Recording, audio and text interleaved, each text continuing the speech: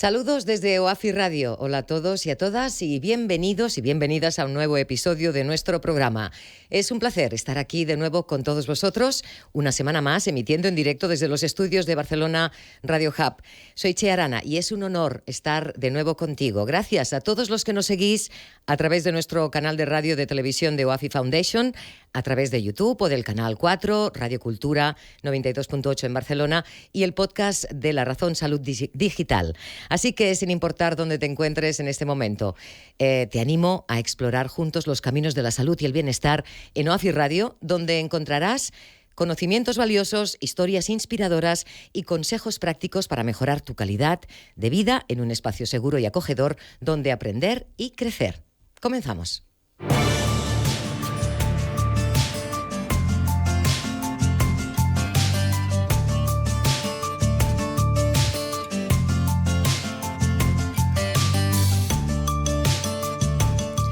Gracias por conectarte de nuevo en este espacio donde centramos nuestra atención en la salud articular y nos enfocamos en el bienestar de los pacientes, claro está, a la vez que también construimos una comunidad de apoyo y un lugar de encuentro para todas aquellas personas que padecen artrosis y otras afecciones articulares.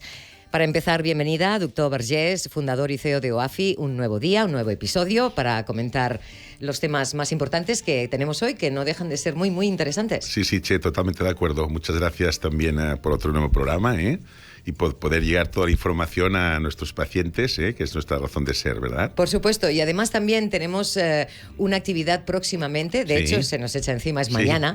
Es mañana y es muy interesante, y antes de empezar a entrar en los temas del día, me gustaría hacer un repasillo, porque mañana tenéis una cita muy, muy interesante con el origen y el tratamiento de la artrosis, mañana 20 de junio a las 6:30 de la tarde, con un diálogo entre el doctor Vergés y el doctor Pasang Dompung a la Fundación Casa del Tíbet en Barcelona, para hacer un abordaje de la artrosis desde la medicina occidental y la medicina tibetana. Sí. Muy interesante. Muy interesante porque, bueno, podemos invitar a la gente que venga, que va a ser muy divertido, pasaremos bien.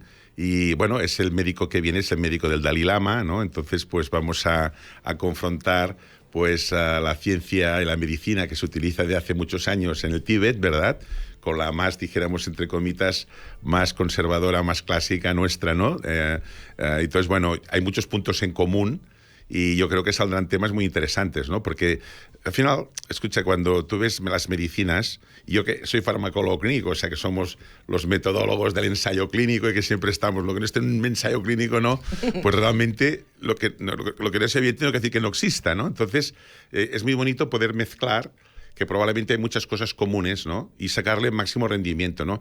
¿Qué hacen ellos? ¿Cómo lo hacen? ¿Cómo lo podemos aplicar? Y al revés, ¿qué hacemos nosotros? ¿Cómo lo podemos aplicar? Y ahí puede ser un brainstorming muy interesante y muy bonito, ¿no? Y además, en la Casa del Tíbet es un sitio también muy agradable. Igual es una persona que siempre nos ha apoyado, dijéramos, siempre viene a nuestro congreso, ¿no? Y bueno, puede ser un tema, va a ser divertido. Siempre ya sabes que en OAFI siempre nos gusta hacer cosas raras. Y un poco ir por delante, porque aunque hay cierto escepticismo también por en muchos ámbitos, esto es algo de lo que se habla hace muchísimo tiempo, pero de lo que queda todavía mucho por hablar. Por otro lado, pues este diálogo será muy interesante, por eso os aconsejamos a asistir mañana, 20 de junio a las 6:30, a este diálogo entre Pasang Dompung y el doctor Vergés. Hoy vamos a recordaros los contenidos que trataremos. Hablaremos en primer lugar con la doctora Sonia Sánchez, ella es ginecóloga de la SIR de Badalona, del Hospital Germans Trias y Pujol, sobre salud sexual en la mujer durante el periodo de la perimenopausia, periodo de transición hacia la menopausia, donde las mujeres experimentamos cambios importantes en nuestra salud sexual. Y os anunciamos también que en la segunda parte del programa hablaremos y nos enfocaremos en los biosimilares, unos medicamentos de los cuales ya hemos hablado en alguna ocasión en el programa, pero vamos a ampliar nuestro conocimiento hablando con el doctor Antoni Gilabert, doctor en farmacia y jefe de innovación del Consorci Català de Salut, para hablar un poco sobre los biosimilares como herramienta de apoyo para la administración, partiendo de la posibilidad, claro está, que nos ofrecen estos medicamentos como opción más asequible y accesible. Trataremos todos estos contenidos hoy y empezamos ya saludando a nuestra primera invitada del del día, a la doctora Sonia Sánchez, ginecóloga, como hemos comentado. Bienvenida, muchas gracias por estar con nosotros.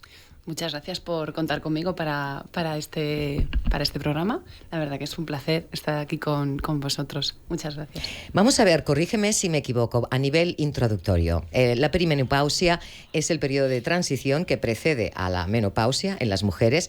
Se caracteriza por cambios hormonales, físicos, que ocurren en el cuerpo a medida que los ovarios comienzan a producir menos estrógeno, la principal hormona femenina responsable de la regulación del ciclo menstrual y la fertilidad. La perimenopausia generalmente comienza varios años antes de la menopausia, que es el momento en que una mujer ha estado sin menstruación durante al menos 12 meses consecutivos. Eso lo sabemos muchas de nosotras porque nos lo han repetido muchas veces. Durante esta perimenopausia y la transición hacia la menopausia, muchas mujeres experimentamos cambios a muchos niveles. Vamos a hablar de todo ello, porque es importante también tener en cuenta que cada mujer, doctora, puede experimentar la perimenopausia de manera diferente. Y bueno, si estás atravesando este periodo y tienes inquietudes al respecto, hoy te brindamos información y orientación para abordar tus preocupaciones y mejorar en la medida de lo posible. Doctora, yo lo he explicado un poco, pero realmente, ¿qué es y más bien cuáles son los cambios hormonales que ocurren y por qué? ¿Por qué motivo durante este periodo? Lo has explicado fantástico, Che. La verdad que la introducción magnífica. A ver, menopausia es la última regla que tenemos, la última regla de una mujer. Y la diagnosticamos cuando han pasado 12 meses desde la anterior. Por eso es un diagnóstico siempre retrospectivo, ¿no? Tenemos que esperarnos a que pase esos 12 meses. Si fuera así, sería sencillo. Lo que pasa es que la perimenopausia es un proceso que acaba cuando ya han pasado esos 12 meses sin regla, pero que empieza años antes. En algunas mujeres no ocurre nada, simplemente van teniendo su menstruación cada mes y llega un momento que la dejan de tener. Estas son muy poquitas, porque la mayoría experimentan cambios ya sea en la frecuencia de sus ciclos menstruales, es decir, les vienen más cerca o les tardan en venir, y cambios en el patrón de sangrado, o sangran más o sangran menos. Eso sería como cómo orientarse, cómo saber, estoy en la perimenopausia, pues para aquella que nos esté escuchando, si tiene unos ciclos cada vez más cortos, estará en una fase inicial de la perimenopausia. Si ya tiene los ciclos más espaciados, estará en una fase ya más cercana a la posmenopausia. Y como lo que ocurre es que el ovario deja de fabricar, yo no diría deja de fabricar, fabrica menos estrógeno, pero el ovario nunca continúa trabajando. Exacto. En cierta manera. Sí, porque entonces entenderemos por qué algunas mujeres sí y otras no, porque cada una de nosotras tenemos una sensibilidad a esa cantidad de estrógenos que tenemos circulantes en sangre que hará que tengamos más o menos síntomas.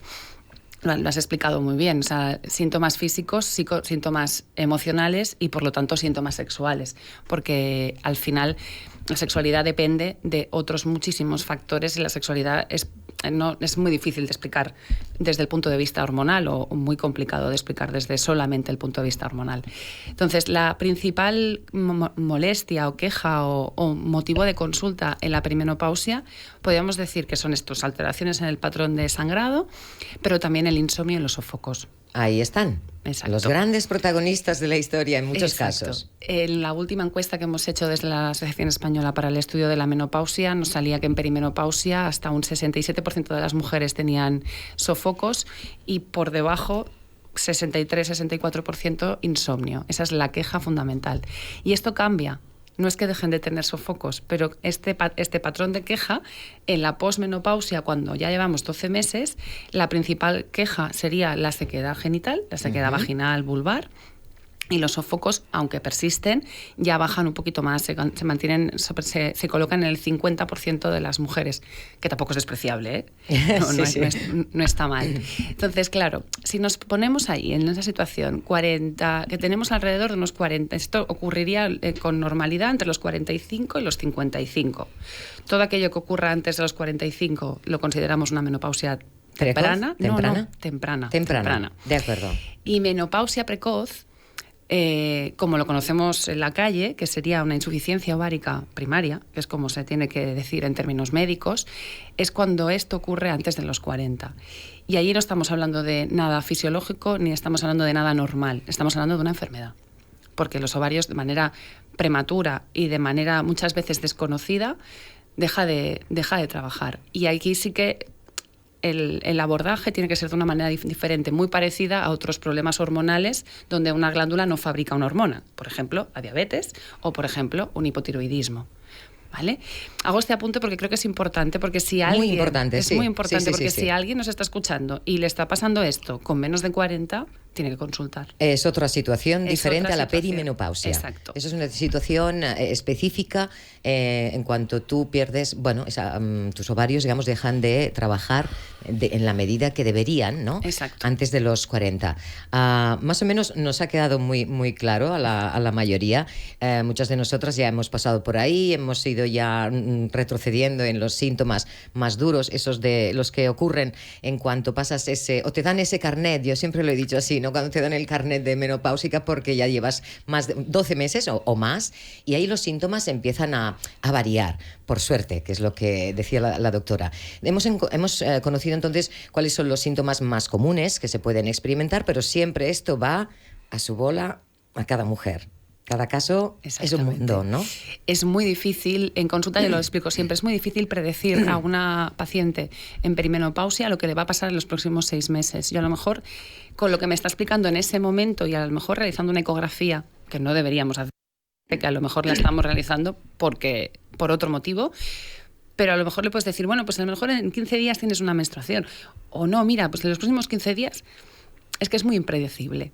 Es impredecible y muy diferente entre cada una de nosotras, e incluso nosotras, como es un proceso dinámico, lo que va a ir ocurriendo va a ir cambiando. Y esto a veces es causa de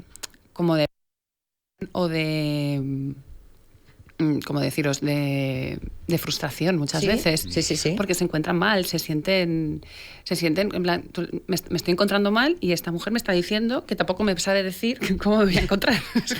Es algo muy desconocido. Sin embargo, no, hay que pensarlo de otra manera. Es un proceso por el que hay que pasar, es un proceso fisiológico y que los síntomas, en la mayoría de los casos, o no decir en casi todos los casos, se van a poder tratar y se van a poder sobrellevar.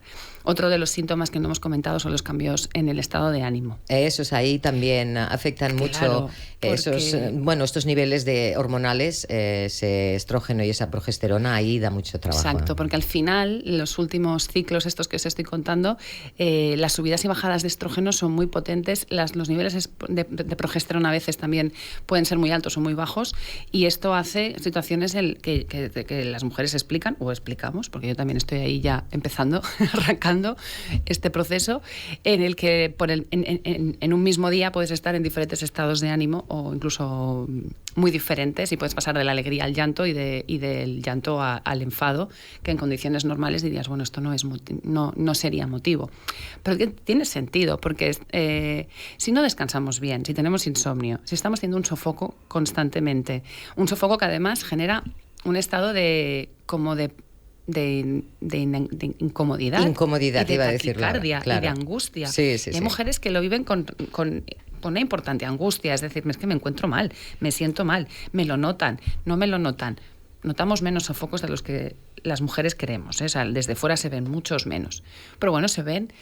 Y todo eso, pues claro, afecta al estado de ánimo. ¿Cómo no? ¿Cómo no va a hacerlo? En cuanto estás en una reunión de trabajo o del tipo que sea, es igual. De repente te sube esa subida de la temperatura. Es casi, como no lo sufras realmente, es como muy difícil de explicar.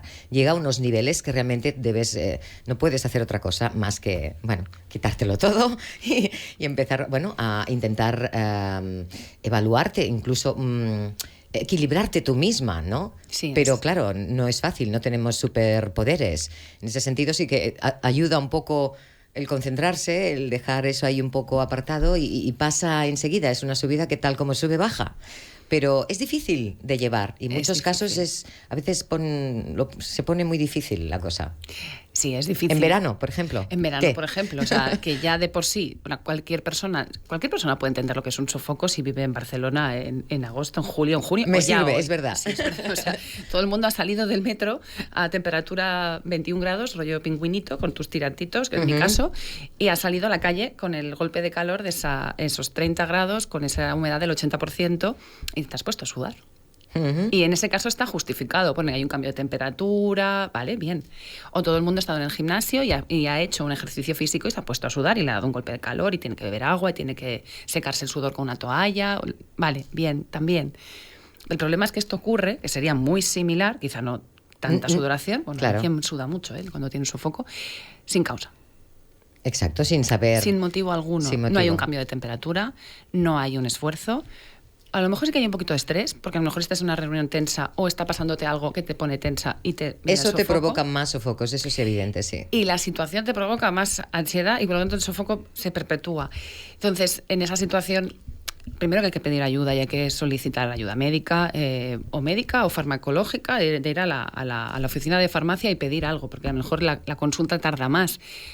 El mensaje es, como sea, al profesional de salud que tenga más confianza y en un orden lógico de las cosas. Si no es el médico, el especialista médico, que sea el profesional de farmacia o incluso la enfermera especializada, la comadrona, que los puede recibir en consulta quizá más rápido que un especialista.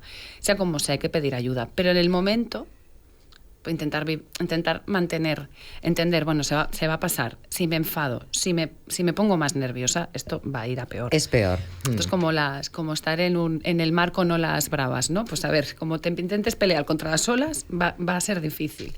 Intentar llevarlo entender esto es normal, vale, bien, ya sé, lo tengo claro, tengo que ir a pedir ayuda, pero en ese momento pues intentar concentrarse, como bien decías, utilizar herramientas de relajación. De respiración profunda para relajar el nervio vago, decir, no, venga, vamos a controlar un poco el estrés y vamos a salir de aquí lo más dignamente posible. Sí, yo particularmente pasé ya por todas las fases, ya estoy post, entonces ahí estoy experimentando todavía algún sofoco muy pequeñito de tanto en cuanto surgen un poco los nervios, pero sí que es verdad, y ahí, bueno, para todas las que nos escuchen ahora mismo, se pasa, chicas, al final acaba y puede ser que que siempre se mantenga un poco de estos síntomas a lo largo de tu vida como mujer, pero ahora me gustaría centrarnos un poco en lo que sería la salud sexual, porque ahí también hay muchos temas que nos interesan.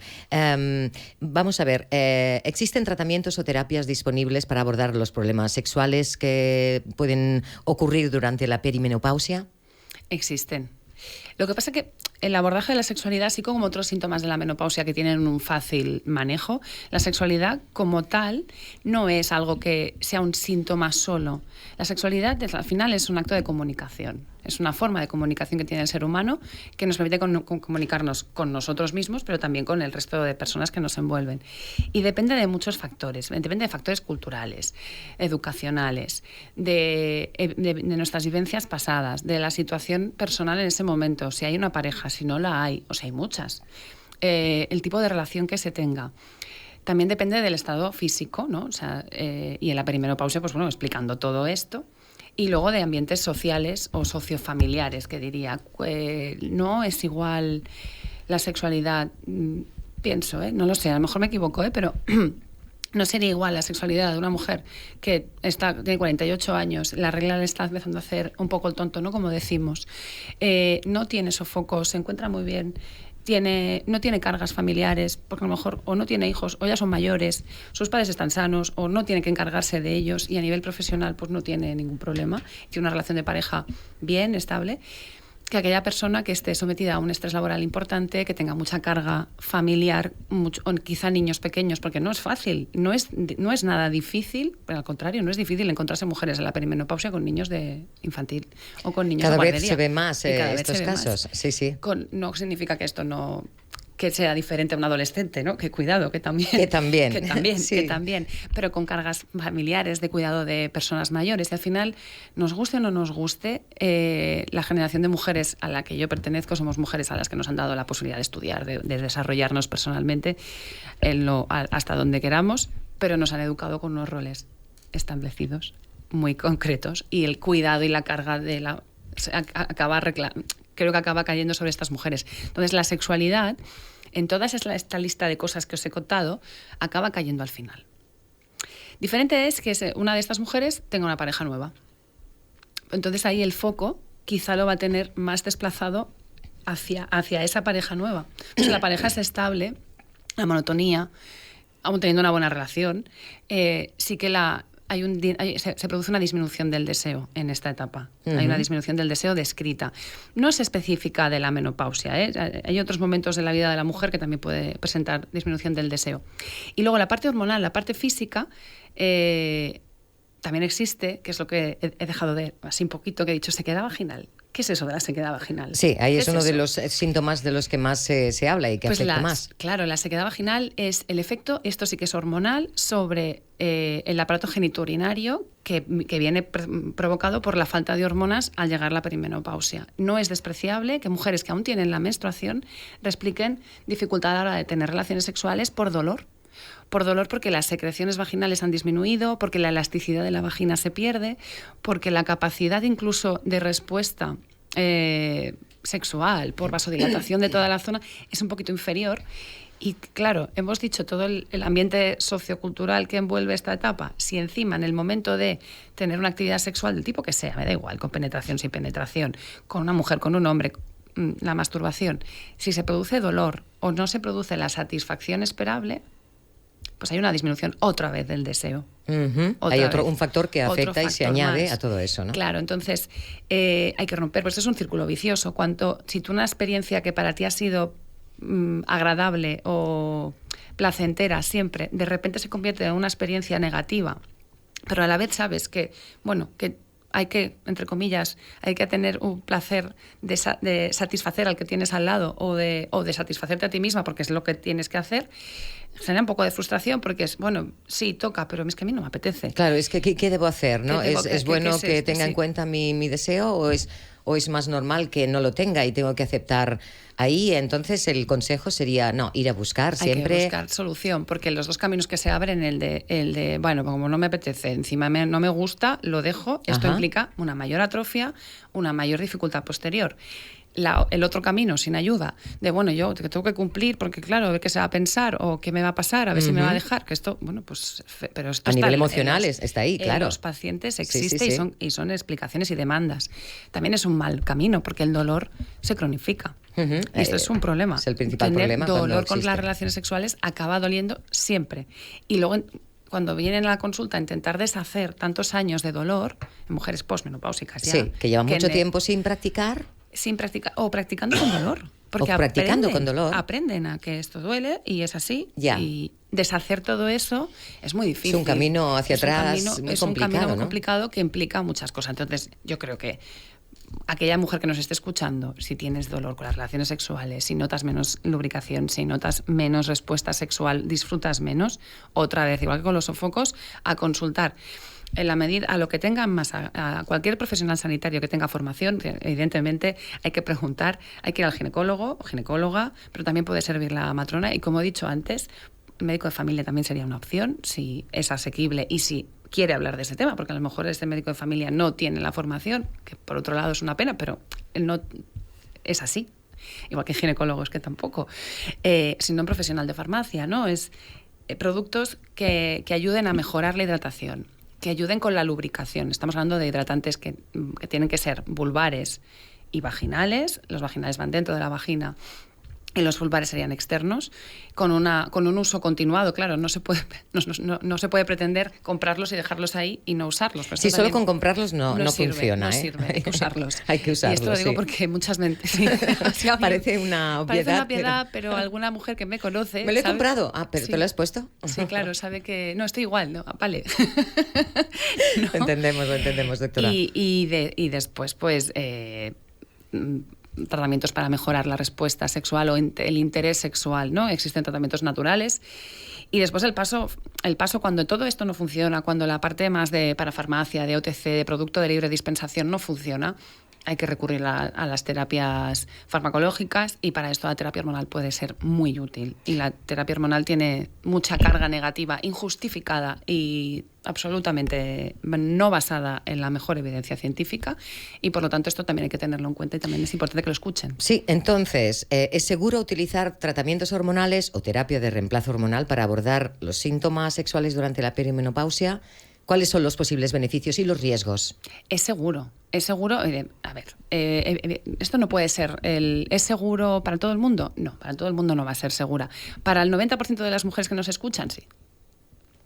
Quiero decir que ¿hay tratamientos no hormonales que funcionan? Evidentemente también. Hay tratamientos basados en cimicifuga racemosa, por ejemplo, que es la planta, es un extracto de la raíz de una planta que se cultiva en Norteamérica.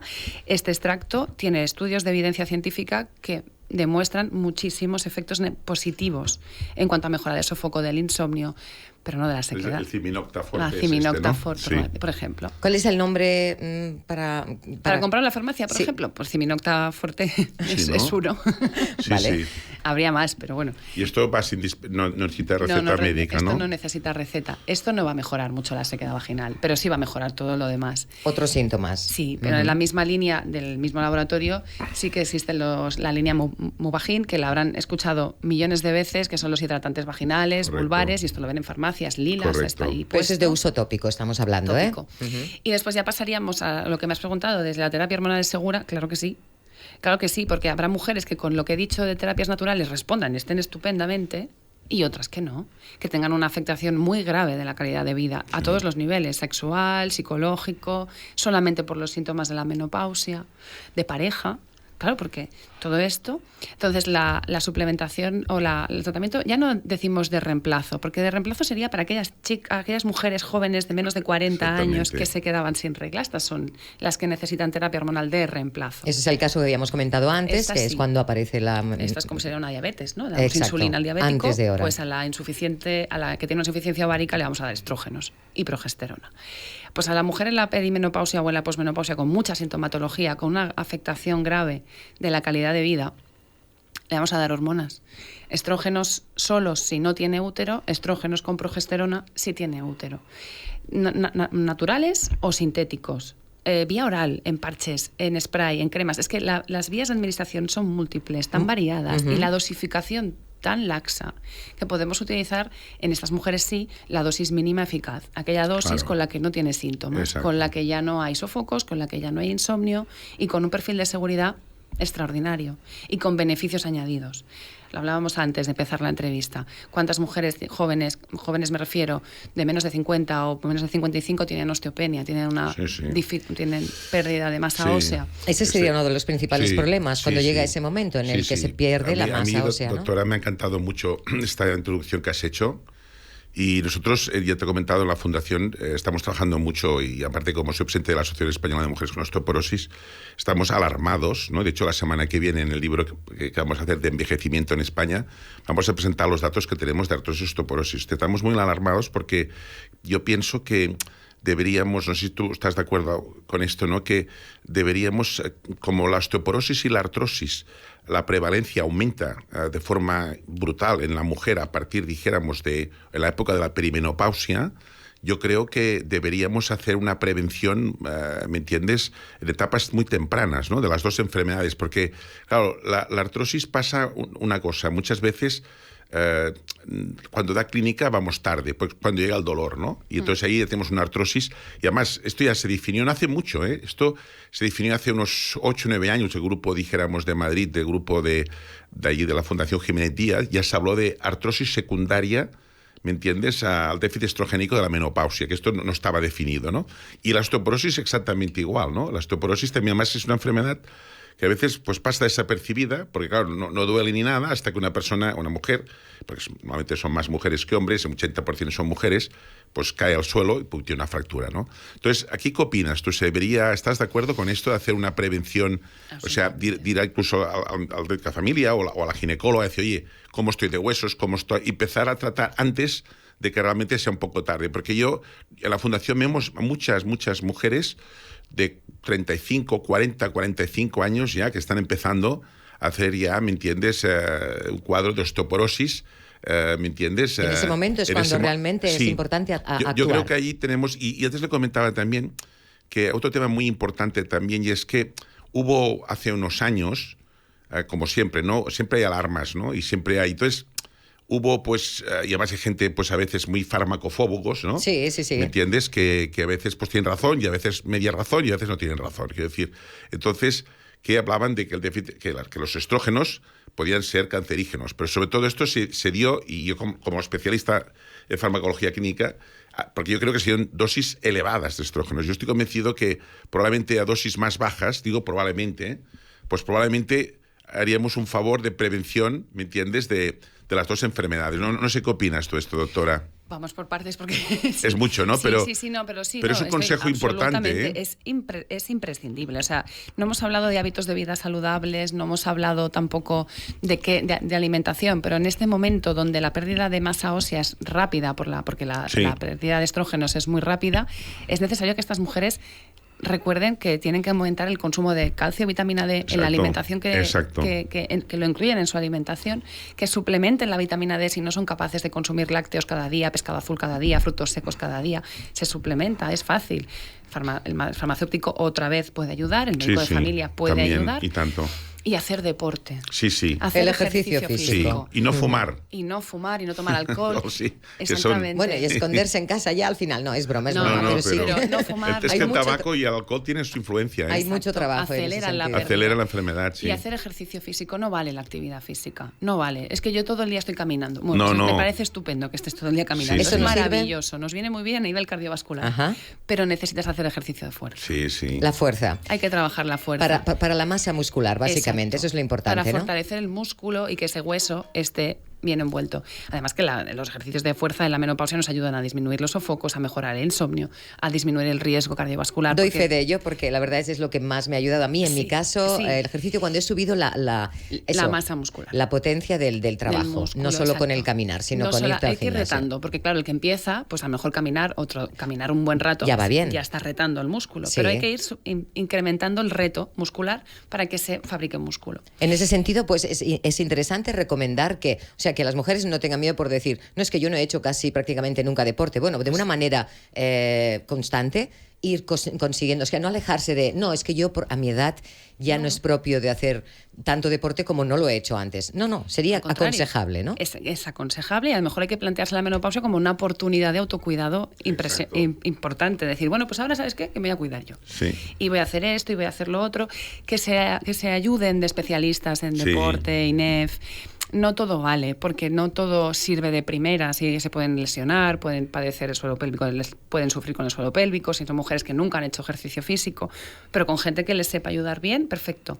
Y en cuanto a la prevención y las hormonas, a ver, hay unos criterios para hacer densitometría antes de los 65 años, y esto deberíamos saberlo todos. Es aquella mujer que tiene una madre con una fractura osteoporótica o un padre, debería hacerse una densitometría en la menopausia inmediata, aquella mujer que ha sido gran fumadora, con hábito muy delgado, que ha sido usuaria de corticoides porque es asmática o porque tiene una enfermedad reumática. O de cáncer de mama, que también tenemos muchas fracturas con los tamoxiferos. ¿Sabes? Exacto. Pero las mujeres de cáncer de mama van con los protocolos de los oncólogos médicos y ellos estas chicas ya llegan ahí, ¿no? Una densitometría. Ajá. Es la mujer sana a la que a mí me preocupa, porque es la que si no va pasando y hasta los 65 años no le hacemos una densitometría. Bien. Y hay que acordarse que estas mujeres, si tienen factores de riesgo, no está de más hacerlas antes. La SEIOM marca, y lo dice así, y la Sociedad Española para el Estudio de la Menopausia también lo decimos así. Si no hay factores de riesgo, muy bien, pero si los hay, densitometría.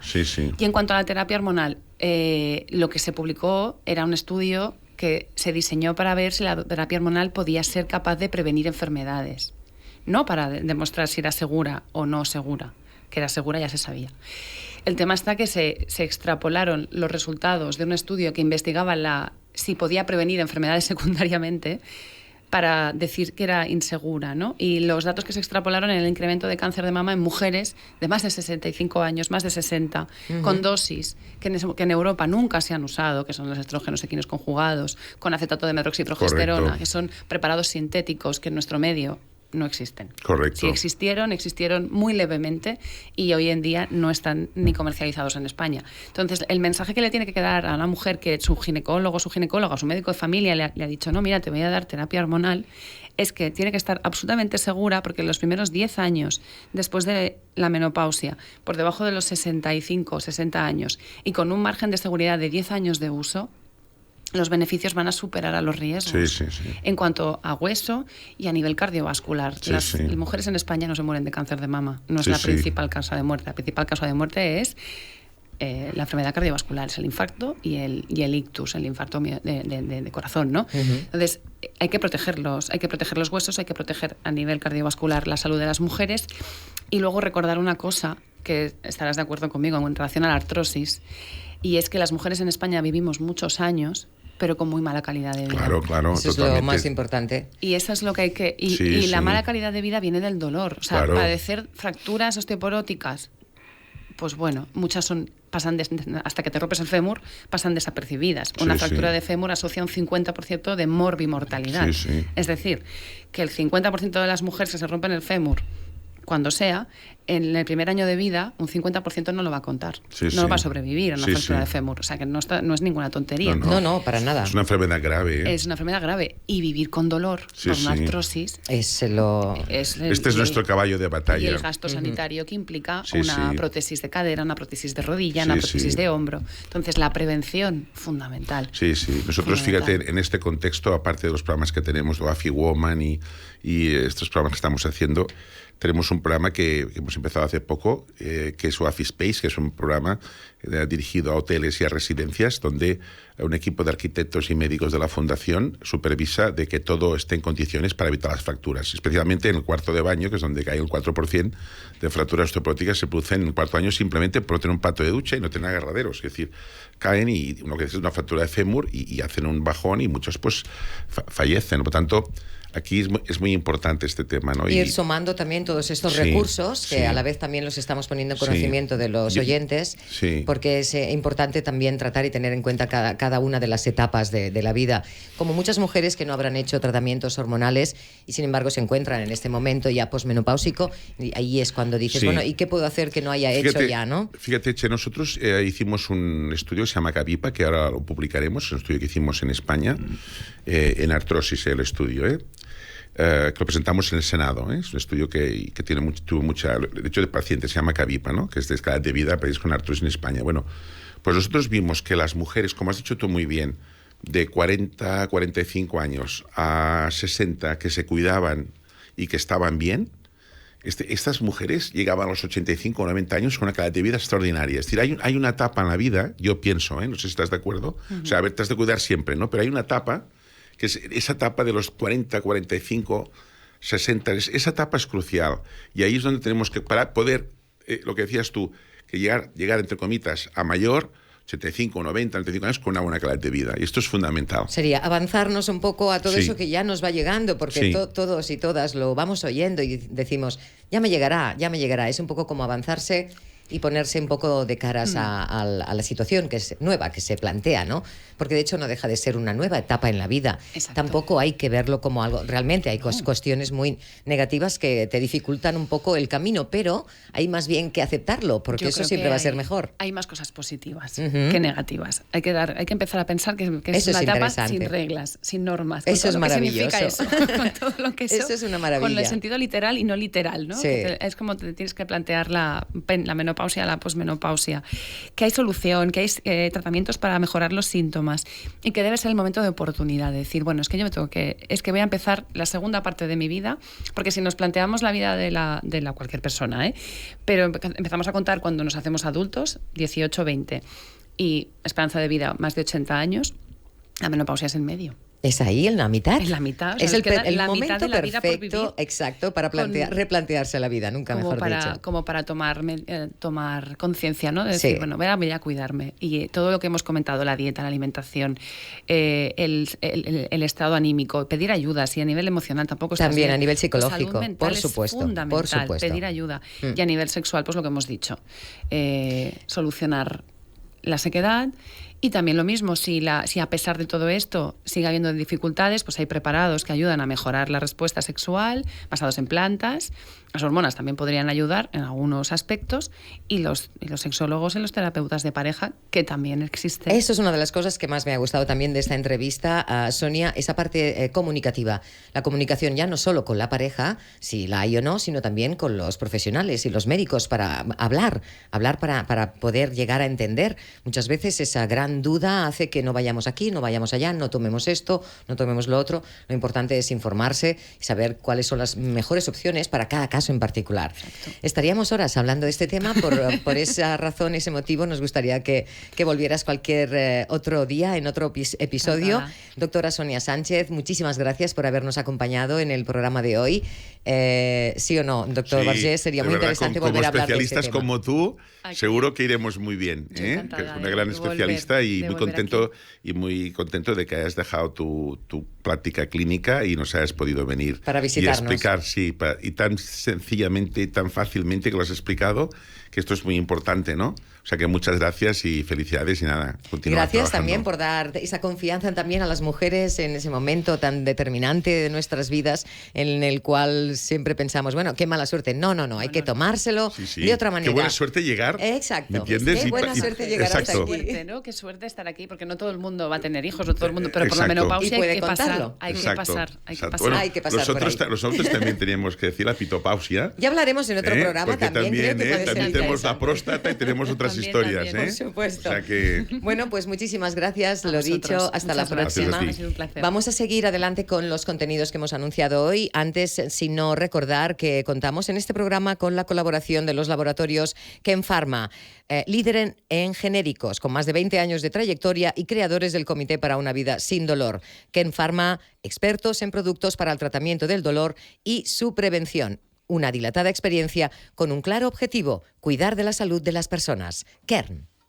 Condrostop de Finisher es la revolución en salud articular. Gracias a su completa fórmula te ayudará a la regeneración del cartílago, aliviando el dolor de las articulaciones y consiguiendo que éstas sean más flexibles. Más información y puntos de venta en www.finisher.es. Finisher, la línea de salud y nutrición deportiva de Kern Pharma. También queremos recordar que puedes visitar la consulta solidaria que ponemos a tu disposición en manos del doctor Vergés, fundador y CEO de OAFI, uno de los expertos más reconocidos en artrosis. Puedes llamar por teléfono para conseguir tu cita con él los lunes en Barcelona y los jueves en la Clínica Maestranza de Madrid. Y antes de continuar, también recordaros que queremos hacer una llamada especial a todos nuestros oyentes desde la Fundación OAFI para que nos ayudéis a plantarle cara a la artrosis. OAFI es una organización comprometida con la investigación y el cuidado de la salud articular, en la que trabajamos para hacer cambiar la realidad de muchos pacientes. Y necesitamos nuevos socios que se sumen a nuestra misión para mejorar la calidad de vida de millones de personas. Además, al convertirte en socio de la Fundación OAFI, estarás respaldando proyectos de investigación innovadores, la difusión de información clave y el acceso a tratamientos vanguardistas. Para obtener más información sobre cómo convertirte en socio y hacer tu aporte, visita nuestro sitio web o llama al número que tienes en pantalla. Gracias por tu apoyo y por ser un agente de cambio en la salud articular. Seguimos adelante. En el programa de hoy, tal como hemos anunciado, vamos a hablar ahora en esta segunda parte sobre los medicamentos biosimilares y el por qué pueden ser una herramienta de ayuda para la administración, dado que su desarrollo y producción son menos costosos una vez se ha expirado la patente del medicamento original. Vamos a recordar brevemente que los biosimilares se desarrollan para ser similares a los medicamentos biológicos de referencia, aquellos que se producen utilizando organismos vivos o partes de ellos, como células o proteínas, también conocidos como medicamentos biotecnológicos. Ya abordamos este tema con el doctor Vergés. Vimos cómo los medicamentos biosimilares pueden ayudar a reducir esta carga, permitiendo también un uso más eficiente de los recursos y contribuyendo a la sostenibilidad del sistema de salud, algo importante que hoy queremos tratar de explorar todas esas ventajas que supone para el sistema de atención médica. Para ello tenemos el placer de que nos acompañe hoy el doctor Antoni Gilabert, doctor en farmàcia y director del área de innovación y partenariado del Consorci de la Salud de Cataluña. Bienvenido, señor Gilabert, encantada de saludarlo y de recibirlo aquí en nuestro estudio. Muchas gracias. En este programa, ya lo hemos comentado, hemos hablado antes de las principales connotaciones, pero para aquellas personas que nos están viendo hoy por primera vez, oigan hablar por primera vez de los biosimilares, para entrar en materia, definitivamente, doctor, ¿cómo nos presentaría este tipo de medicamentos y cuál es su importancia en el ámbito de la medicina? Bueno, yo para hacerlo muy fácil, lo que diría es que un medicamento biosimilar es un medicamento como otros, es decir, confianza absoluta en este tipo de medicamentos. No por el nombre tengamos que empezar a pensar en cosas. Simplemente lo que dicen biosimilares tiene dos partes la palabra, ¿no? Bio, que quiere decir biológico, y similar, que quiere decir parecido a algo. Entonces, a partir de aquí, ¿qué quiere decir biológico? Pues estamos muy acostumbrados a moléculas, a medicamentos que están hechos de síntesis química, es decir, poniendo pues nitrógeno, oxígeno, azufre, todas estas cosas por allí, y tienes un medicamento químico, como pueden ser los medicamentos que todo el mundo tenemos en la cabeza, ¿no? Para un dolor de cabeza, para todas estas cosas. Los habituales, sí. Y después tenemos los medicamentos biológicos, que en definitiva son proteínas, son anticuerpos, son materiales biológicos y por lo tanto no se sintetizan químicamente, sino que lo que hace es que los produce una célula normalmente, ya siendo modificándole su material genético para que excrete determinadas proteínas. Por lo tanto, son moléculas muy complejas, muy grandes, que tienen este origen biológico. Por lo tanto, es un tipo de medicamento que es biológico, no es de síntesis química, es biológico. Y la otra cosa es que se llaman similares, porque esto lo que hace es que muestra que son parecidos y prácticamente iguales a lo que sería el medicamento biológico original. Ajá. Entonces, los principales beneficios de los medicamentos biosimilares en comparación con los medicamentos biológicos de referencia. No, esto es exactamente lo mismo. Lo mismo. Es lo mismo. Es decir, estamos delante de un medicamento similar al de marca, y su diferencia está en que los medicamentos de marca, evidentemente, porque ha habido una inversión, una investigación previa, tienen un favorecimiento de tener un tiempo de patente. Es decir, durante X años solo puede comercializar este medicamento el que ha invertido el dinero para poder recuperar la inversión. Y esto requiere pues un tiempo. A partir de ahí, cuando la patente expira, quiere decir que otros agentes del sistema, otros laboratorios pueden fabricar esto mismo. Entonces, a partir de ahí es cuando llegan otros laboratorios que fabrican este medicamento, que si fuera de síntesis química le llamaríamos genérico, porque es lo que todos entendemos por un genérico, pero como es de síntesis biológica, como hemos explicado, no podemos decir que es genérico, sino que es similar. ¿Por qué? Porque evidentemente las proteínas las excretan unas células y evidentemente no es exactamente igual desde el punto de vista de todo, pero sí desde su punto de vista de eficacia, seguridad y calidad. Esto sería lo más importante, porque hay la gente que le puede resultar, bueno, pero si es parecido no es lo mismo. Bueno, esa cultura que existe todavía un poco en lo que es nuestra educación. Hemos de entender que son, o sea, el efecto es el mismo.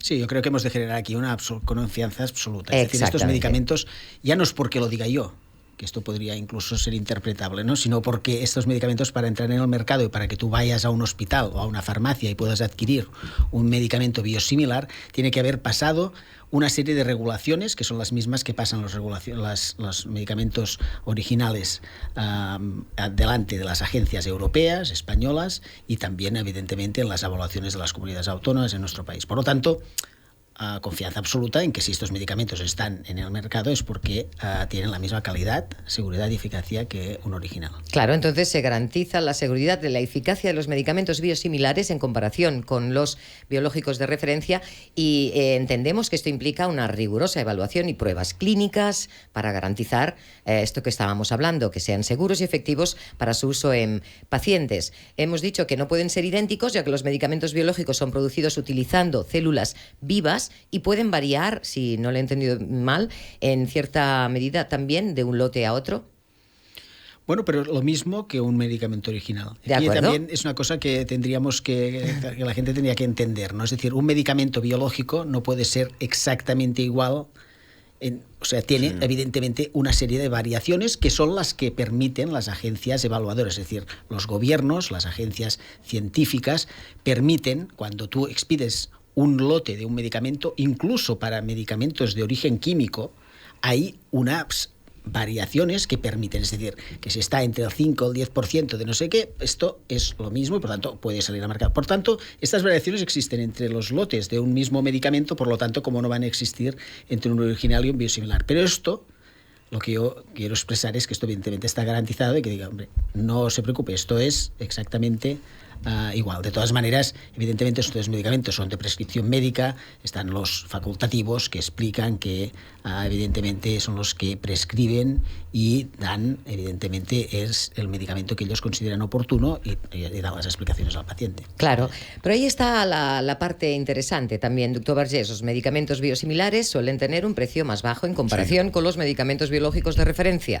Esto permite en muchos sentidos un acceso más amplio a tratamientos efectivos para un mayor número de pacientes, especialmente en enfermedades crónicas o de alto coste. Sí, esto es así. Bueno, yo primero agradecer que esté mi amigo el doctor Tony Gelabert, porque primero es una gran persona que le tengo un gran aprecio personal y profesional, y aparte decir que es una persona que es una autoridad, dijéramos, a nivel nacional e internacional en el tema de los medicamentos. Quiero decirte que es una persona con un amplio background de gestión, dijéramos, en toda el área farmacéutica, dijéramos, en la Consejería de Salud, ¿no? Y ahora pues tiene otra posición, ¿no? Pero que es una persona que, en fin, que muy contento de que estés aquí, Tony, esto de entrada, ¿no? O sea que y esto que, contestante la pregunta, es cierto, quiero decir, como comentaba el doctor Gelabert, lo primero es decir, sobre todo como nosotros somos pacientes, hemos dedicado a los pacientes y cuidado, esto, oye, no pasa nada, esto está así, si vuestro médico os lo prescribe, pues tranquilidad, ¿no? Por eso hacemos estas campañas también para que los pacientes, ¿no? Porque las pacientes cuando les cambian, pues, sí, siempre salta la alerta, ¿no? De que me han cambiado la medicación. Sí, y entonces contestarte que sí, que realmente tenemos que hacer un sistema sostenible. Y claro, que decir, y aquí el doctor Gelabert podría explicar, pues, en fin, los tratamientos y algunos que a veces que son tratamientos muy caros, ¿no? Que realmente hemos de vigilar que el sistema pueda ser sostenible, porque infinito no es, ¿no? Eso no quiere decir que dijéramos que esto vaya en contra, dijéramos, de la eficacia y la seguridad y el mejor trato al paciente. Pienso que esto está... Yo creo que en España el tema de los biosimilares, en mi opinión, no sé si opinas lo mismo, Tony, en general se ha llevado bien, me refiero que quizás al principio siempre hay resistencias, ¿no? También se tuvo que hablar con todas las sociedades médicas, en fin. Yo creo que ha ido bien y los pacientes también. Yo creo que esto se ha mejorado, pienso yo, con respecto a los genéricos. Cuando hubo el tema de los genéricos, sobre todo no se informó mucho al paciente, ¿eh? Se informó mucho a los médicos, pero a los pacientes quizás no... Tampoco había tantas asociaciones de pacientes como hay ahora, ¿no? Para poder explicar que un genérico, pues bueno, es un medicamento parecido al original, ¿me entiendes? Bueno, parecido, igual que el original, con un margen y que realmente pues cuesta menos, ¿no? Yo creo que con los biosimilares, yo creo que se ha hecho mucho mejor, me parece, y no sé si opinas esto, Tony.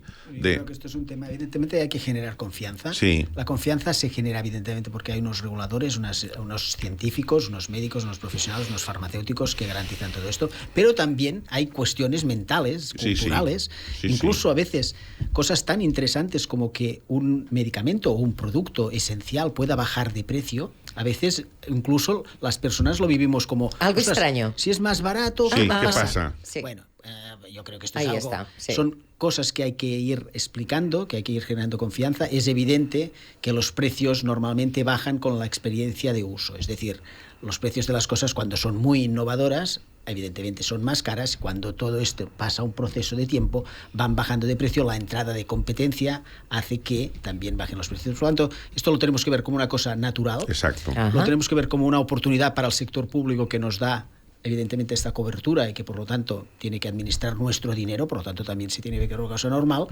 y no hacer tampoco grandes apologías de esto. ¿Por qué? Por esto, es decir, generar confianza. Y como decía el doctor Vergés, yo creo que con los biosimilares realmente para generar confianza se necesita progresividad de tiempo. Sí. Exacto, hay que entrar el tiempo. poco a poco. Entonces las cosas van fluyendo.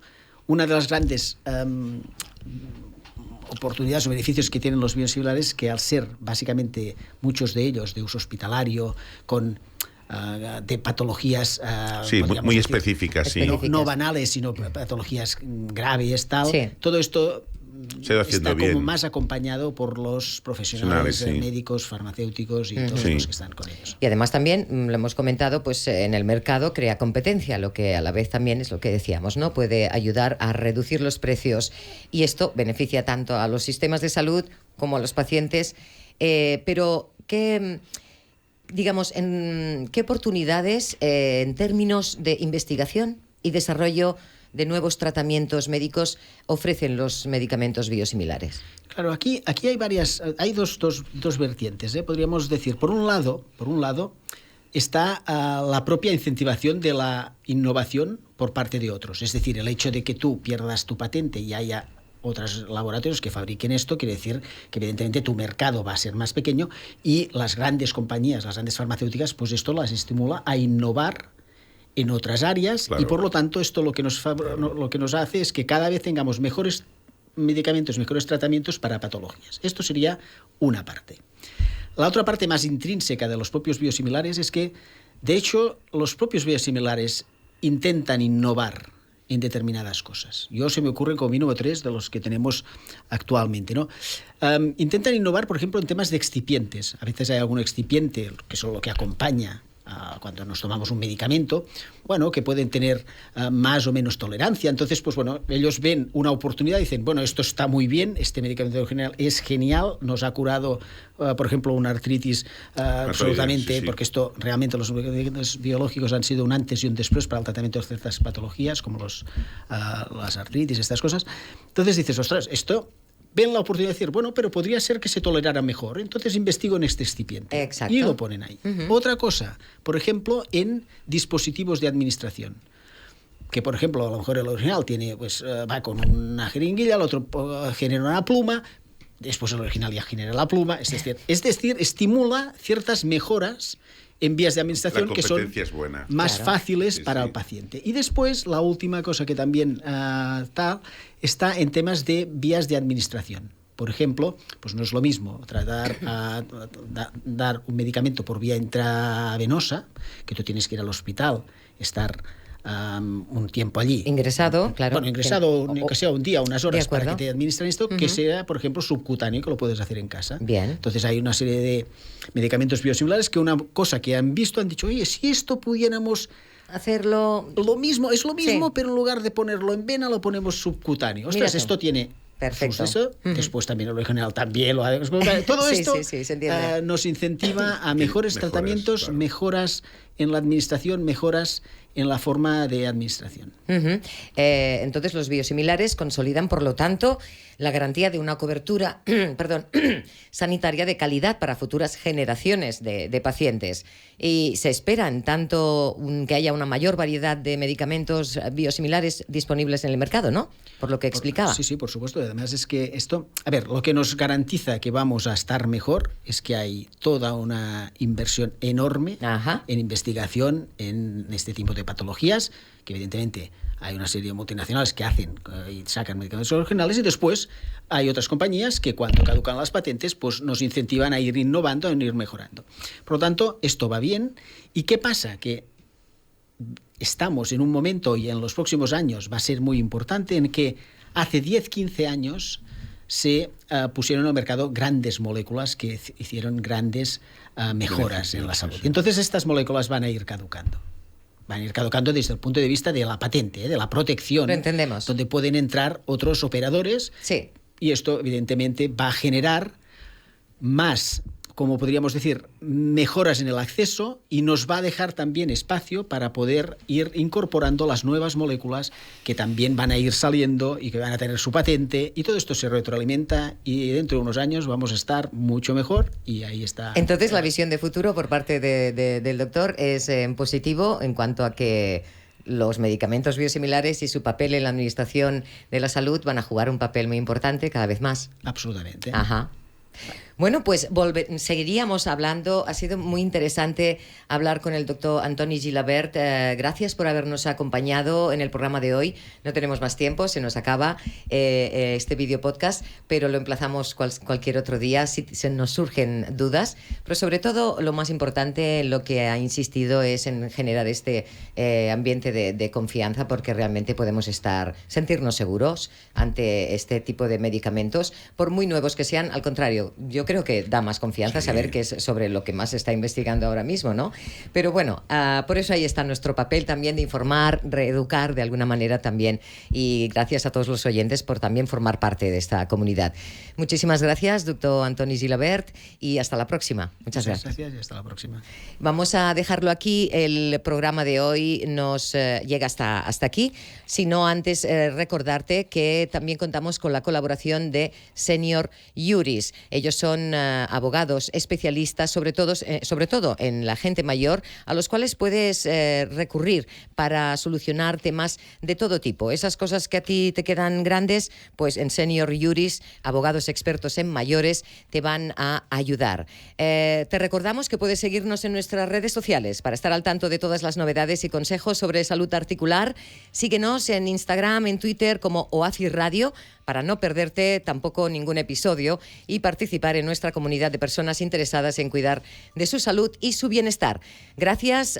Hemos contado con la ayuda, como siempre, de Aleix Alari en la parte técnica, Cristina Nova, Uriola Gramón y Joan Carles Pallarés en la producción. Gracias de nuevo por escucharnos y nos vemos en el próximo episodio de OAFI Radio. Hasta entonces.